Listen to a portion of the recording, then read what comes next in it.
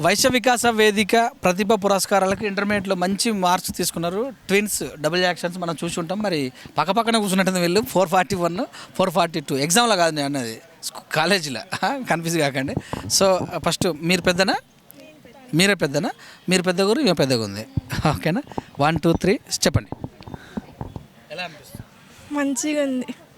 ఈ పురస్కారాలకు మీరు ఇద్దరు ఎన్నికయ్యారు. కాంగ్రెస్ అని చెప్పుకుర్రా? మా ద్వారా చెప్పండి. 1 minute. అందుకే అక్క అదృష్టం వచ్చింది. Congratulations Harika. Thank you, congratulations. మీ అక్క ఏం కావాలనుకుంటున్నావు? సాఫ్ట్వేర్. నేను కూడా సాఫ్ట్వేర్. ఇద్దరు అక్కడ కూడా ఇద్దరు ఒకసారి లేస్తారా చదివేటప్పుడు? ఎవరు ముందుగా తెలియదు?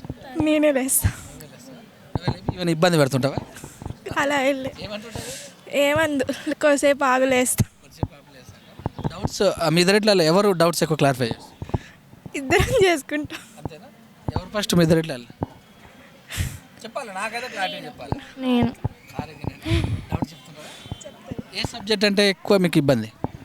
కెమిస్ట్రీ. మీకు ఫిజిక్స్.